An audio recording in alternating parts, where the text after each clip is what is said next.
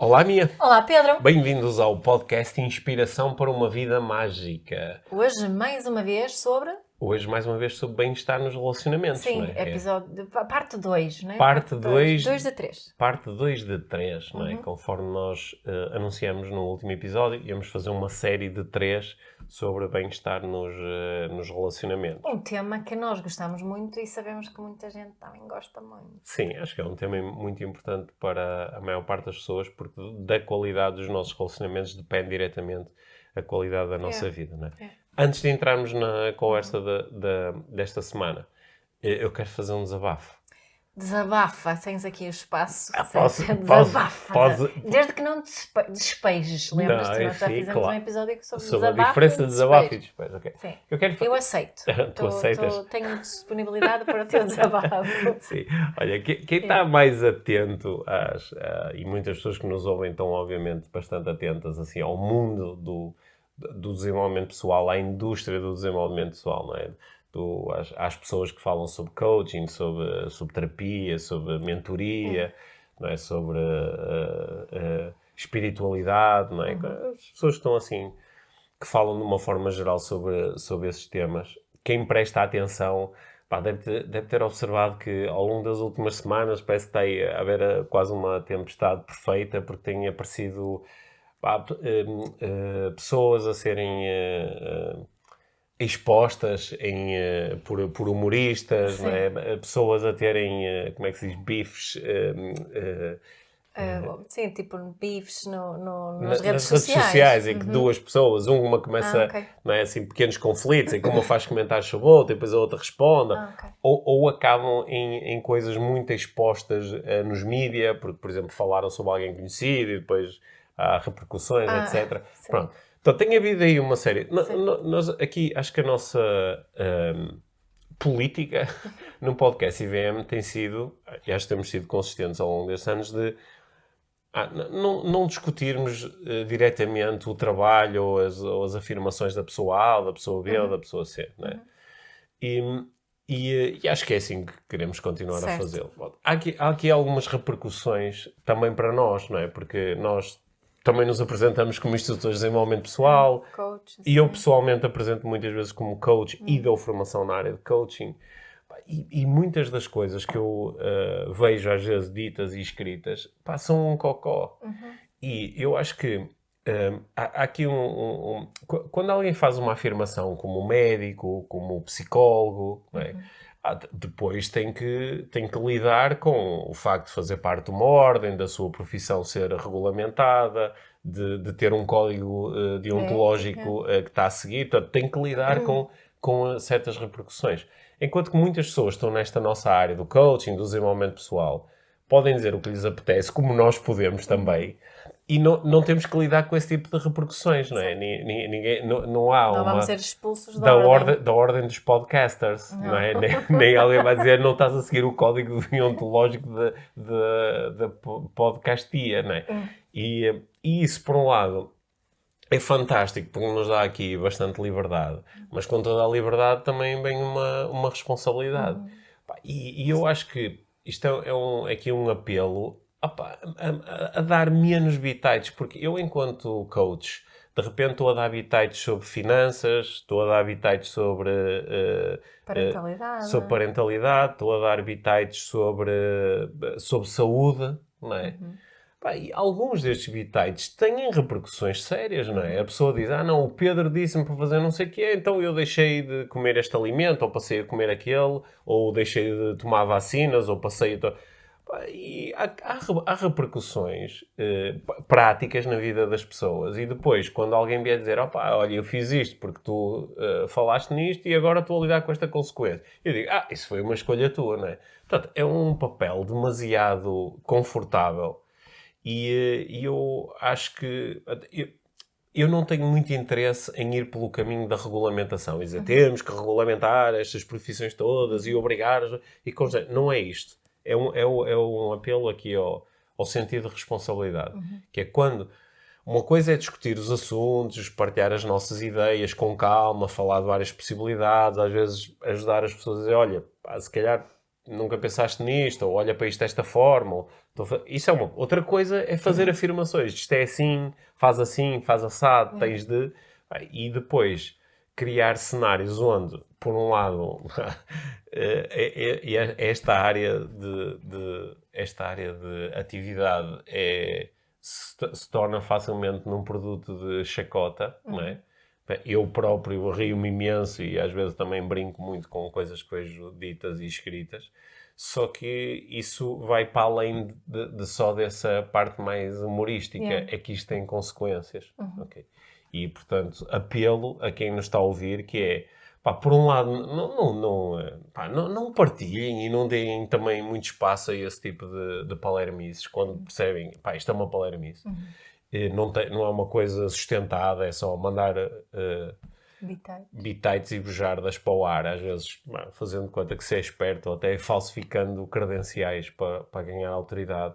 E por outro lado, nós próprios, não é? Esta conversa toda é para mim, antes de mais, para mim e para ti, não é? Claro. É que é nós próprios estarmos constantemente a refletir sobre se aquilo que nós estamos a fazer se cumpre este preceito de eu estou a agir de forma responsável, ética e ecológica perante os outros.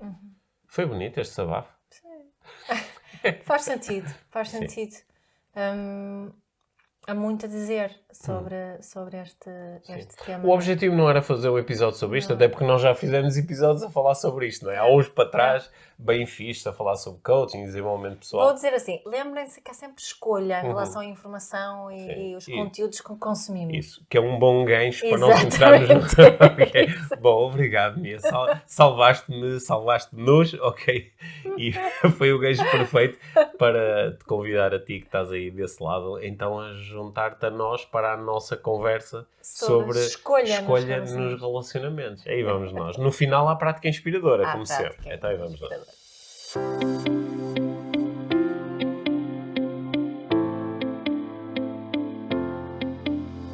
Mia, aí vamos nós. Segundo tema. Eu estou interessado pessoalmente, muito interessado em explorar este segundo tema, o tema da escolha, nesta nossa tríade do bem-estar nos relacionamentos. E estou aqui também, tenho como intenção ter aqui alguns insights, algumas descobertas durante esta conversa, refletindo sobre os meus próprios relacionamentos e o bem-estar que eu experiencio ou não experiencio nos meus relacionamentos. Certo. Portanto, quando nós falamos em escolha, neste contexto, estamos a falar de que tipo de escolha? A escolha de dizer quero ou não quero estar num relacionamento? O que é esta escolha que é tão importante para podermos ter bem-estar? Não é? Como esta ideia da escolha está baseada no facto de que, de acordo com as teorias à volta da teoria Paul-Bagal, acima de tudo, é que o nosso sistema nervoso precisa de escolha, o sistema precisa de sentir que tem escolha para estarmos regulados, para não entrarmos num estado simpático, um estado da mobilização, da luta e fuga. Ou seja, quando nós sentimos que não temos escolha, quando nos sentimos presos, o movimento torna-se natural, a mobilização torna-se natural. Não é? Queremos fazer alguma coisa para sair deste lugar onde não existe escolha. Portanto, o que é que poderá isso quer dizer num relacionamento? É isso que estás a perguntar. Sim, antes, se calhar, queria-te fazer uma pergunta aqui. Porque, às vezes, nós estamos num sítio de não escolha. Vou dar um exemplo, se calhar, parvo, não é? Vais a um restaurante e sentas-te e dizes, quero comer. Eles dizem, hoje só temos um prato. E agora que entrou no restaurante, agora tem que comer. Agora não pode ir embora sem comer. Portanto, no choice, não é? Não há escolha. E o prato é o teu prato favorito. Tu adoras e até era mesmo aquilo que querias comer. Ou seja, embora não tenhas escolha, a experiência não é propriamente desagradável, não é? Não, mas podes-te calhar... Estás aí focado no facto de, efetivamente, eu escolhi entrar neste restaurante. Não é? Não me sinto presa no restaurante.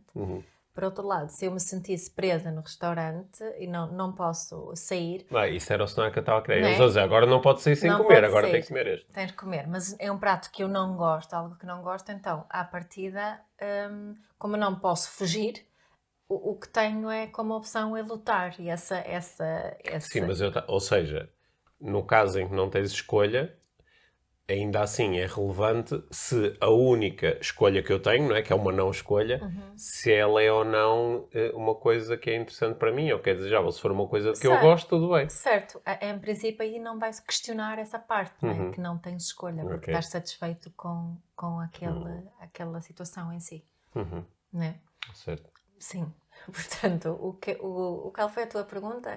Como é que isso pode ser... Não, porque tu começaste aqui a dizer que quando nós não temos escolha, Quando nós não sentimos escolha... Que temos a possibilidade de escolher. O nosso sistema nervoso tende a mobilizar-se e entrar em fight or flight, certo, não é? Ou luta ou fuga. Certo. Uma coisa é termos efetivamente escolha. Nós, no fundo, temos sempre escolha.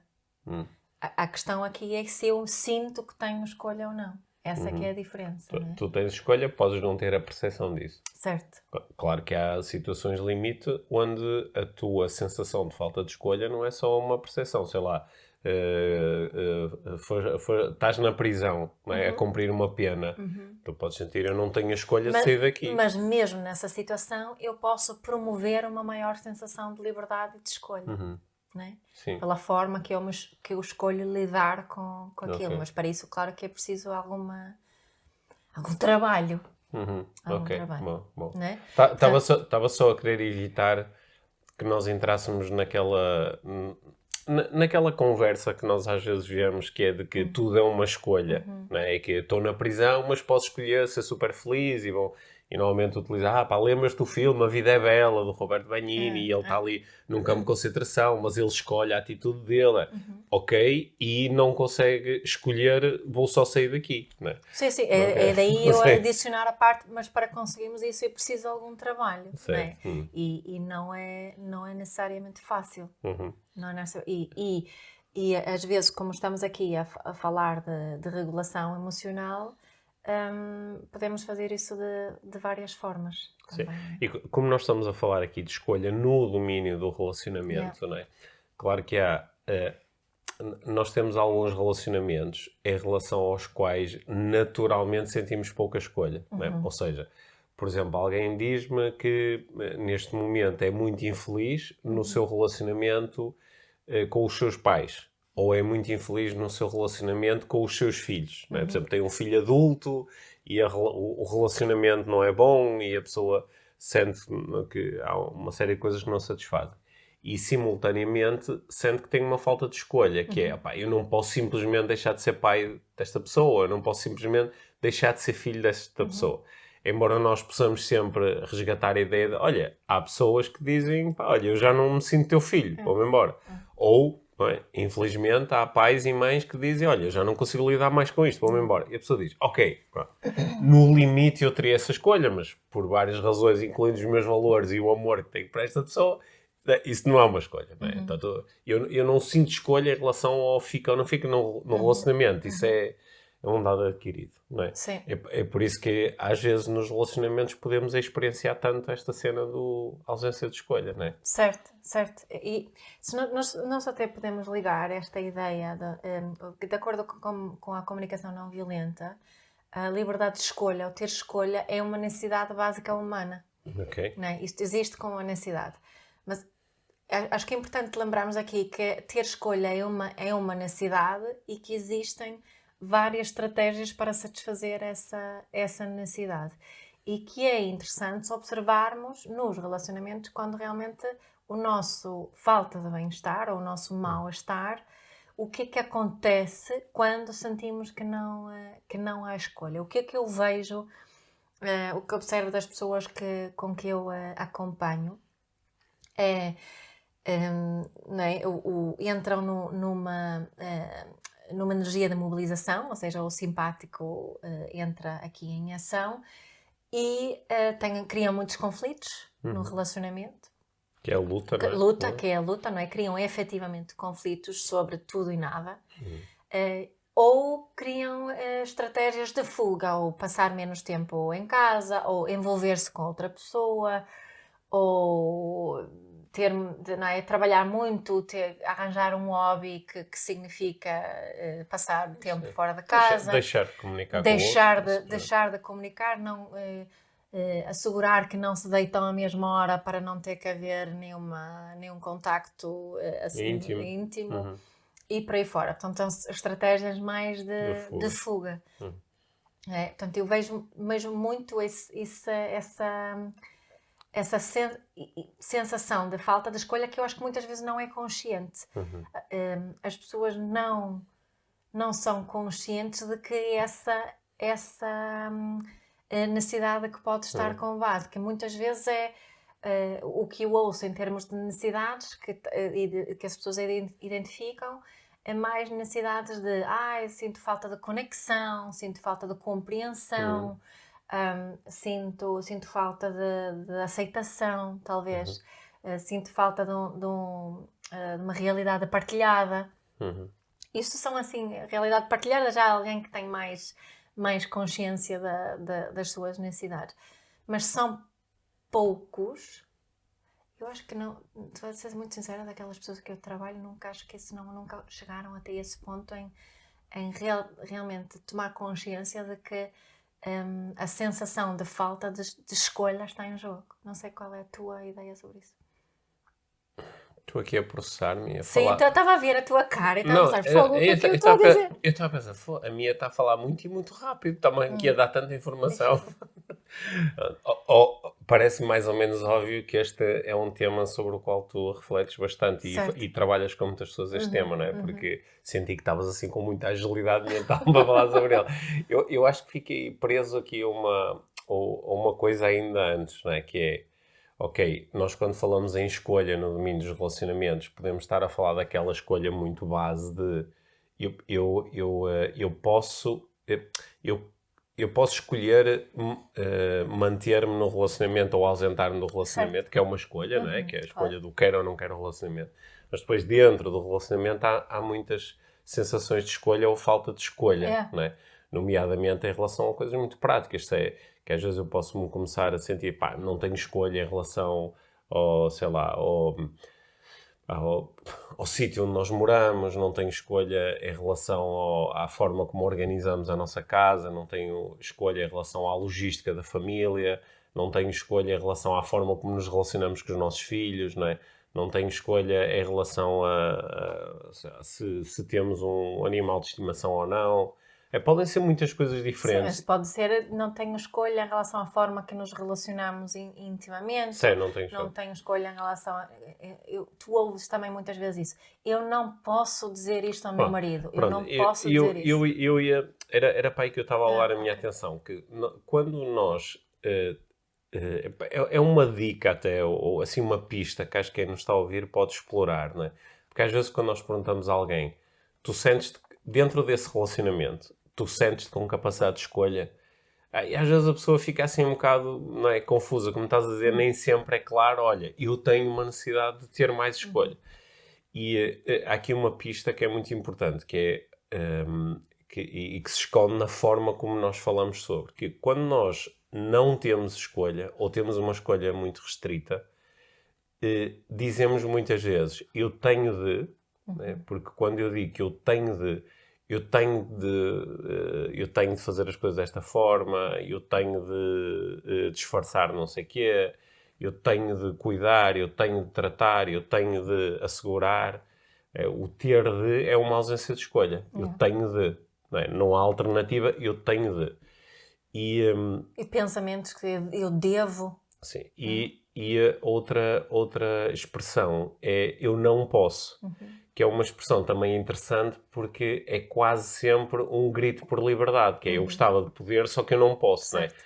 Não posso dizer isso à minha mulher, não posso ter essa conversa com o meu marido, não posso tocar-lhe, não posso deixar de lhe tocar. Não posso pedir, não posso pedir, não posso...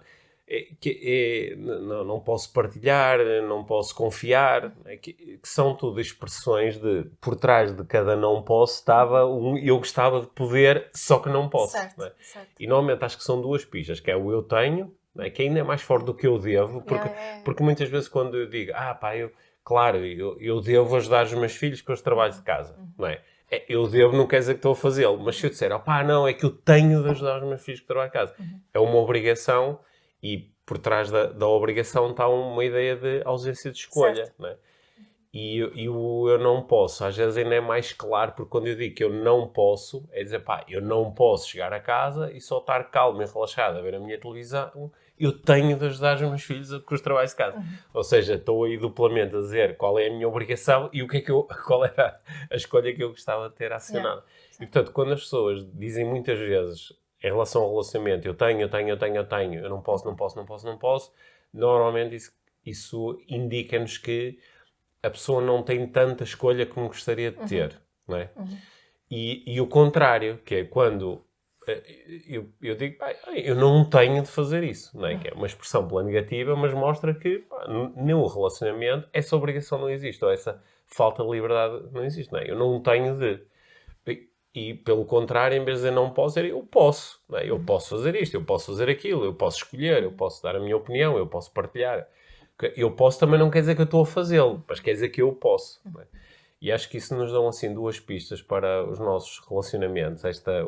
O ter de e o poder ou não poder dão-nos umas pistas de qual é o grau de escolha que nós achamos que temos, não é? Que nós achamos que temos. Porque isto é uma percepção, não é? Que nós percepcionamos que temos. Sim, porque tu conheces imensas histórias, eu também, de pessoas que andaram durante anos e anos a dizer eu não posso, e no dia em que fez do outro lado estava tudo bem, não é?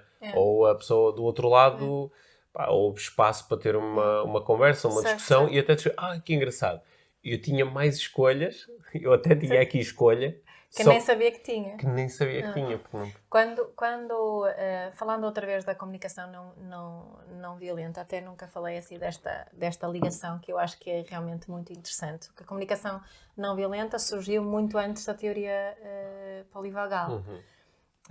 Mas a giro, eu adoro quando conseguimos juntar aqui coisas e quando algo científico sustenta algo que inicialmente não era assim tão científico. Mas na comunicação não violenta reforça-se algo muito. Que antes era mais uma especulação e depois começa a haver evidências disso, do porquê que nos sentimos bem, no fundo, neste caso, com esta questão da liberdade da escolha, a sensação de que temos realmente escolha. E quando, na comunicação não violenta, quando eu comunico contigo e quando eu te faço um pedido, é fundamental tu sentires que tens a liberdade de dizer que não ou que sim, não é?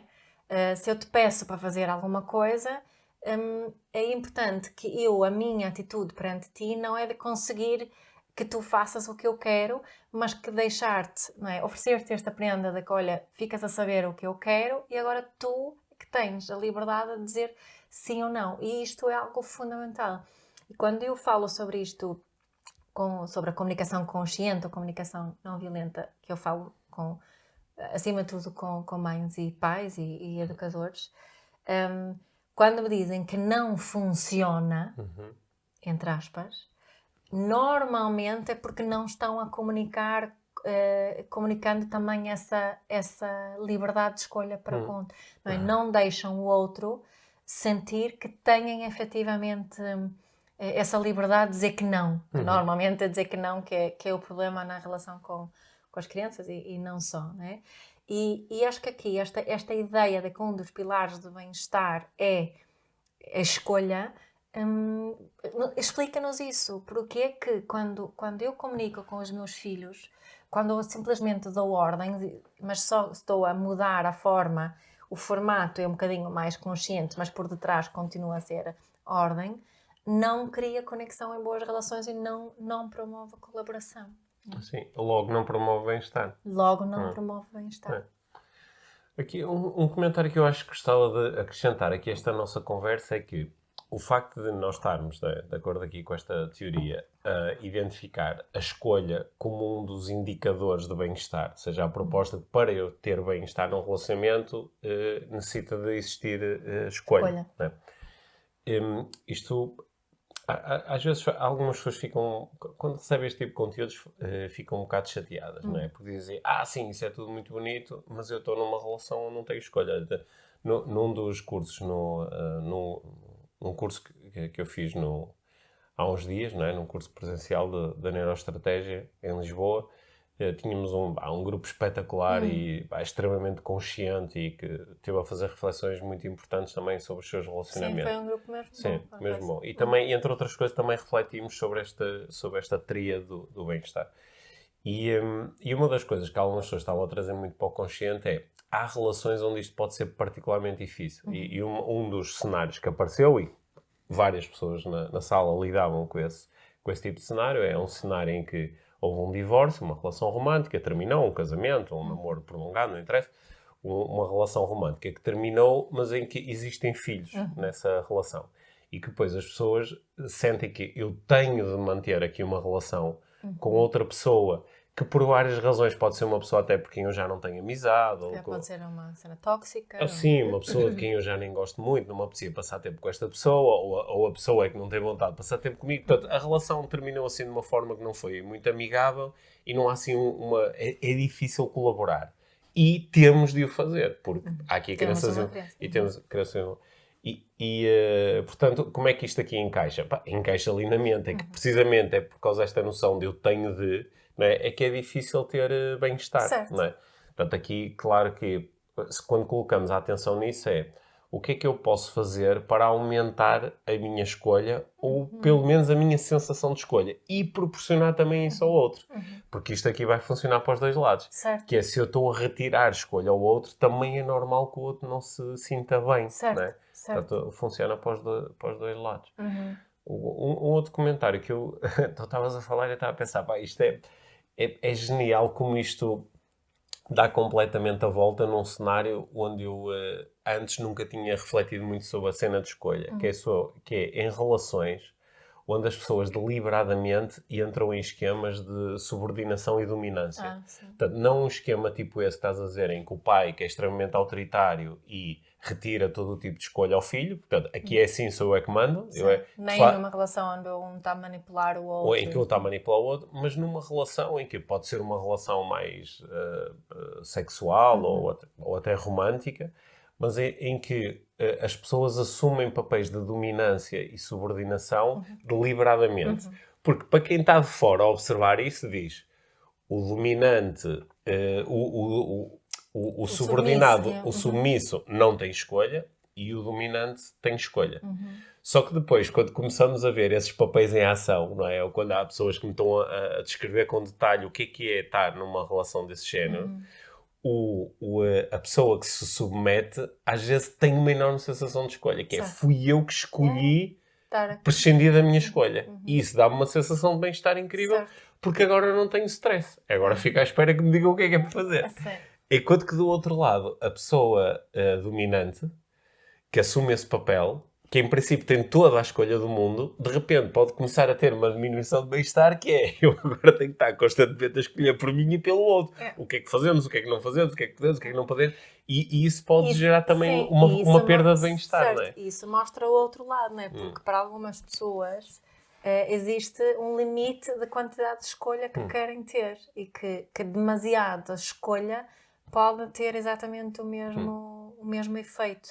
Não é? Quando é aquela sensação de que temos um armário cheio de roupa, mas não sabemos, achamos que não temos, a sensação é que não tenho nada para vestir, não é? Esta sensação da overwhelming de escolha.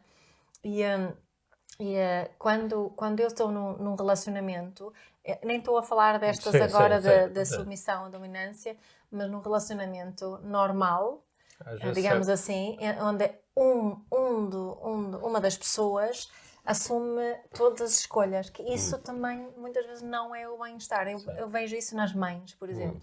Quando são elas que têm que tomar todas as decisões em relação aos filhos, todas as decisões em aquelas férias, a família, ao jantar, o que os filhos vestem ou não vestem, que a escola, estão responsáveis por todas as decisões e todas as escolhas. O que estás a propor é que num cenário desses, se calhar, por exemplo, eu do meu lado sou o pai e digo assim, não, Mia, nós fazemos... Está tudo bem comigo. Estou bem, qualquer coisa que tu decidas, eu alinho. E estou aqui para dar suporte e apoio, não sei o quê. E às vezes o que tu querias, no fundo, era que eu assumisse algumas escolhas, porque isso, curiosamente, em vez de retirar... Porque estou-te a retirar escolhas. Olha, não, isto aqui fui eu que decidi. Só que, ao mesmo tempo, estou a levar-te para um ponto ótimo de escolha. Parece, não é? Quando nós temos demasiada escolha, vamos além aqui de um ponto ótimo e isso, em vez de ser bom, começa-nos a dar stress, não é? Certo. Aliás, isso é um conhecimento que é muito explorado no mundo das vendas, porque nós sabemos que é importante, quando alguém está a comprar um produto, não é? Há muitos estudos a sustentarem isto. Que a pessoa tem 2 ou 3 opções e se para ela é positivo, ou poder escolher, porque às vezes quando tem só uma, mesmo que essa uma até é uma boa solução para ela, mas ela sente-se constrangida, e com 2 ou 3 sente-se, estou a escolher, mas depois vem outra, vem outra, vem outra, vem outra, e a pessoa fica às vezes tão assoberbada pela escolha que acaba por não escolher nada. Não, é? Não Eu acho consegue que muita gente deve ter essa experiência. sim. Né? Estamos à procura agora, com online, estou à procura de um produto, um televisor, imagina. Acabo por não comprar televisor nenhum porque há porque tanta escolha, eu preciso de saber tanto e depois há tantas escolhas. E às vezes acaba por dizer, pá, mais vale ir a uma loja e alguém dizer-me, olha, de acordo com aquilo que me disse, acho que esta é uma boa sugestão para si. Certo, Não é? certo. E curiosamente, Limite-me as escolhas. a pessoa, não é? Olha, e entre este e este, não é? E às vezes mesmo entre este e este, vamos dizer, olha, se estivesse no meu lugar, qual é que... Sabes que eu acho que às vezes leio assim estas ideias das pessoas que estão a fazer dating e que nunca encontram a pessoa certa. Sim. E quando eu estava a pensar sobre esta questão de liberdade de escolha, parece-me que às vezes isso também pode ser que não é, o problema não é efetivamente que não há ninguém, o problema é que há demasiados. Mas não achas que isso pode ser às vezes a questão? Tenho certeza, Sim. tenho certeza. Há demasiados e tu nunca sabes quando... Posso encontrar alguém melhor depois. Não é? Tu abres uma app de dating, não é? E aparece, não é? Pões lá os teus filtros e dizem, Mia, tens estas 3 pessoas que encaixam aqui nos teus filtros. E tu começas a olhar para as 3 pessoas e, com qual destas pessoas é que eu gostaria de contactar? Agora, se a experiência tens este número ilimitado de pessoas, basta continuares a swipar ou a fazer scroll ou qualquer coisa e vão-te aparecer um número limitado.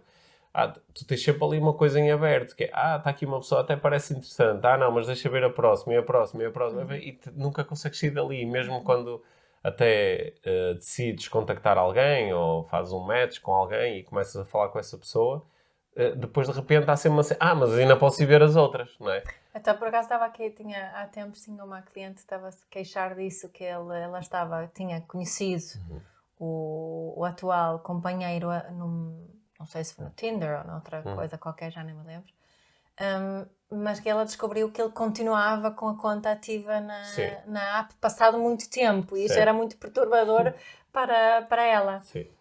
Na altura, não é? Mas é que esta questão Mas aí, neste caso, pode não querer dizer que ele... O que eu acho que neste caso, efetivamente, que não era que ele queria conhecer mais ninguém, mas é um bocadinho que manter as portas abertas mas isso é o que acontece às vezes mesmo com outras coisas, como por exemplo, digo assim, apetece-me comprar um livro, não é? Apetece-me ler alguma coisa assim, não sei, alguma coisa que me surpreenda, e entro numa livraria e começo a olhar e há um livro que, olha, se calhar este, só que ainda não vi os outros, não é? E pronto, continuo, e vejo outro, e depois às vezes, de repente, começo a perder a vontade de pegar num livro, porque para pegar num, não estou a pegar nos outros, e de facto, às vezes, demasiada escolha não é bom para nós. E parece que há assim um ponto ótimo. Sim, sweet spot. Um sweet spot, que não é igual para todas as pessoas. Algumas pessoas acham que um bocadinho de escolha, it's enough. Outras é preciso ter mais para estarem tranquilas. A questão é sabermos isso, né? Estava a pensar que eu às vezes não sei qual é o meu sweet spot, acho eu. Tu sabes qual é o teu? Eu sinto que para mim é muito importante ter a sensação de escolha, não é? E às vezes eu tenho momentos onde... Tu ficas muito frustrado quando não sentes que não tens sensação de escolha. Agora estou preso aqui. E isso às vezes acontece... É muito físico até. É muito físico. Mas só que às vezes até acontece nos cenários que são assim um bocado estranhos, não é? Que é, eu vou parar a um contexto onde agora não tenho escolha, mas fui eu que escolhi pôr-me lá, não é? E às vezes até em relação a coisas que eu gosto muito de fazer. Certo. Que é, agora tenho que estar aqui. É.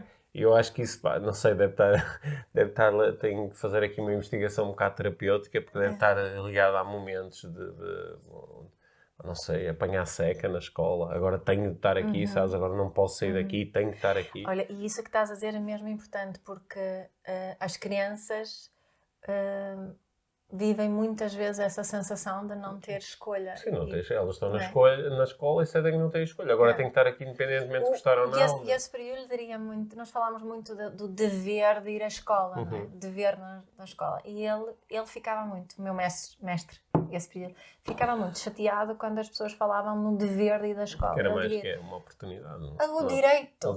Tu tens o direito de estar na escola. E acho que há muitas coisas, muita linguagem que utilizamos, que a linguagem comunica, não é? Está fechado, não há escolha.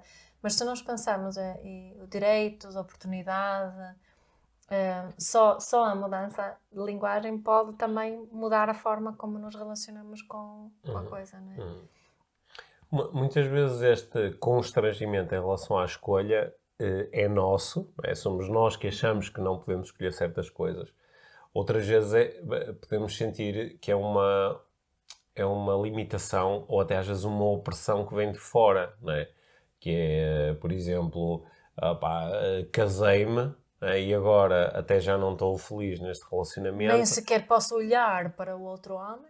Nem era isso nem era esse o exemplo que eu ia dar, embora esse também possa ser um exemplo, mas casei-me, agora não estou feliz neste relacionamento, logo quero exercer a minha escolha de terminar o relacionamento, só que o que é que a minha família vai achar, não é? Ou o que é que a sociedade vai achar, que foi uma coisa que mudou muito, não é? Porque senão, ou como é que eu posso conseguir sustentar a vida sozinho? Sim, mas eu não estava a falar desses aspectos práticos, estava a falar da opinião dos outros. Sim, será que eu acho que tenho realmente essa escolha, não é? E nós não precisamos de recuar muito no tempo para ir para um momento onde divorciar-me, terminar um relacionamento era uma coisa que eu podia... E temos lugares no mundo onde efetivamente não é possível para uma mulher pedir um divórcio. Sim, ou é possível, mas depois ficas estigmatizada, aquela é divorciada, não sei o quê.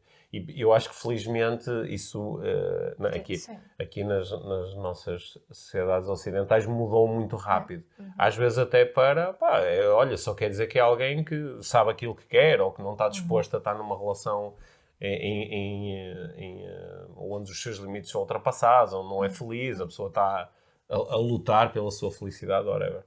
Mas às vezes estas percepções de posso escolher ou não elas são muito reais, porque nós temos realmente constrangimentos à nossa capacidade de escolha, não é? Que vem alguns que são legais, não é? Há coisas que legalmente, para fazeres, vais enfrentar uma consequência, não é? Outros são sociais e culturais, que é tu podes escolher e vais lidar com a consequência do julgamento dos outros, ou de perder oportunidades, ou o que é que seja. E outras vezes são percepções mesmo só nossas, mesmo só internas, que às vezes estão ligadas a nós julgarmos as nossas próprias escolhas. Sabes que eu acho que esse terceiro ponto é o que mais mal-estar nos causa, assim, no nosso dia-a-dia ocidental privilegiado, ok? Sim.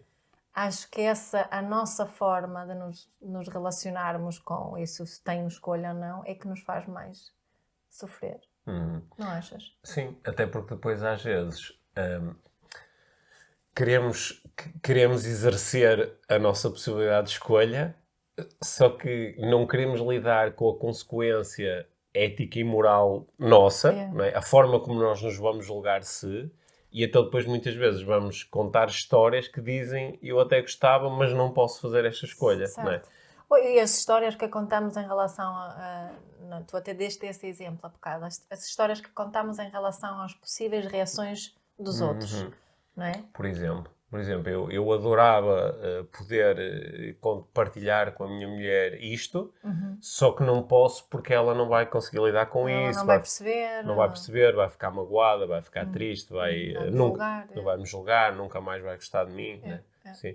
Eu já, claro, ao longo dos anos já lidei muitas vezes com este tipo de conversas, de pessoas que às vezes num espaço seguro com um coach, com um terapeuta, com um psicólogo, não é? Conseguem abrir-se e dizer, olha, eu tenho esta vontade, eu tenho este desejo, eu tenho este medo, tenho este receio, tenho esta coisa que eu gostava de mudar ou experimentar e não posso partilhar isto com outra pessoa que é importante para mim porque a pessoa não vai conseguir lidar com isto ou eu já sei que ela vai reagir de uma forma muito negativa vai-me julgar imenso e posso até pôr a relação em causa por falar nisto, não é?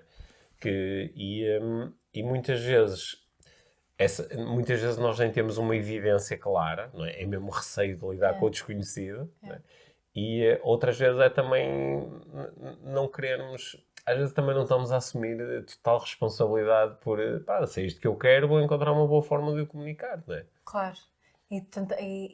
Mas acabamos por não fazer nada para evitar a emoção que achamos que vamos sentir ao fazer... a partilha ou ao vulnerabilizar-nos.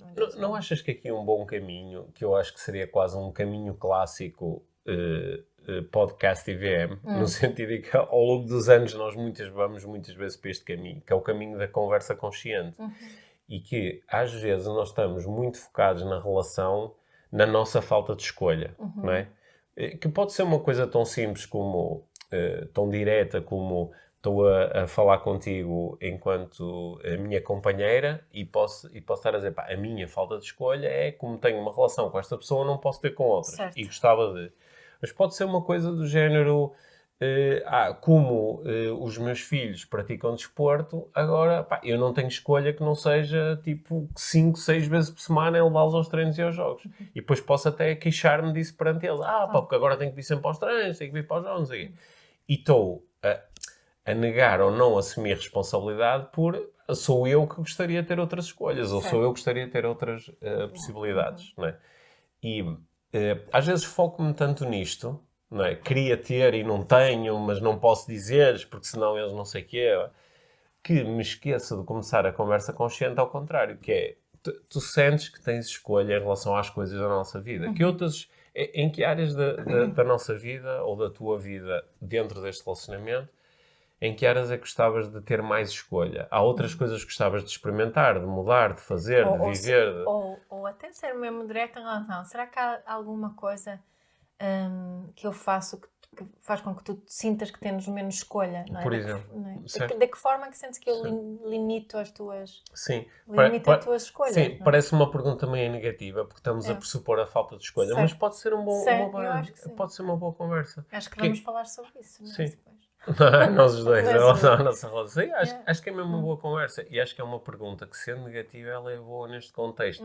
Porque, em vez de eu te perguntar, Mia, tu achas que eu, de alguma forma, limito a tua escolha? Tu podes, se tu estiveres a jogar o jogo de, não quero magoar o Pedro, ele não sabe lidar com isto, vais dizer, não. Mas se eu te perguntar diretamente, Mia, certamente... eu limito a tua escolha em alguns momentos e em alguns contextos, não é? Consegues-te lembrar algumas dessas formas? Ou de que formas é que eu faço isto? Pressupor que estou a fazer isto. Pode abrir um espaço para dizer, olha, quando falas desta forma, ou quando dizes aquilo, ou quando não me perguntas antes de... Não é? E podemos começar a... Eu já sei que neste momento algumas pessoas nos estão a ouvir e estão a dizer assim, isso seria incrível poder ter essa conversa com as pessoas que são importantes para mim, mas elas não conseguem lidar com isso. ou seja, não tenho essa escolha. Ok, estamos outra vez num loop. Sim. Ia dizer alguma coisa e agora perdi um bocadinho o fio quando tu disseste isso, mas se calhar volta depois. Tem que voltar rápido, estamos quase a terminar aqui a nossa conversa. E ainda temos a prática inspiradora desta semana. Já sei o que ia dizer. É que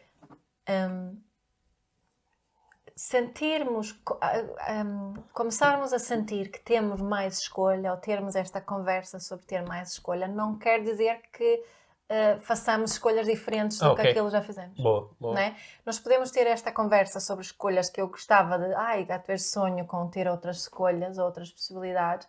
Não quer dizer que é isso que vou fazer. Não é? Estamos aqui a falar de uma sensação de termos mais escolha. E isso é que é importante. Não é? Essa sensação de que eu estou aqui nesta relação só porque quero. Não é? Sim, porque isso será aqui o truque linguístico. Não é? Quando eu fiz aquela proposta de observar o eu tenho de, não é? Eu não posso, que é nós explorarmos o eu tenho de por forma a descobrirmos se de facto não há aí uma escolha, que é, não é? Mas eu não tenho de ir à escola, não é? Eu estou a exercer o meu direito de ir à escola. Eu ia dizer, eu tenho o direito de, né? Estava a procurar fugir aqui ao ter de. Mas será a mesma coisa? Quer dizer, eu tenho de levar os meus filhos ao treino, trocar por, eu quero levar os meus filhos ao treino, porque essa até que é essa que é a minha verdade, eu quero fazê-lo. Tu queres proporcionar eu posso e quero fazê-lo. E acho que às vezes nós explorarmos isto, como tu dizes, não quer dizer que alguma coisa vá mudar. Só que a nossa sensação é completamente diferente. Se calhar eu posso dizer, olha, eu estou muito com a sensação de tenho de trabalhar e portanto, estou a sair todos os dias de manhã para o trabalho sem, e gostava que eu gostava de ter mais escolha. O que é ter mais escolha? Olha, eu gostava de poder explorar a ideia de ter um trabalho part-time. Pedro, mas nós precisamos de X euros. Até podemos chegar ao final e dizer assim, neste momento não faz sentido isso. Mas só o facto de termos falado sobre isso e de eu ficar com isto em aberto, quem sabe se no futuro descubro aqui uma solução qualquer. Mas já eu estou a trabalhar full-time e se calhar até a trabalhar numa coisa que não gosto muito, pronto, é a minha escolha neste momento. Haverá outras, que é diferente, é a minha obrigação. Não é? Portanto, às vezes não muda nada, muda um bocadinho a percepção. Acredito que sim. É isso. E podemos nos ajudar uns aos outros neste processo, não é? Quando eu te peço alguma coisa, fazê-lo de forma que sintas que tens realmente essa liberdade de escolha de fazer o que eu pedi ou não.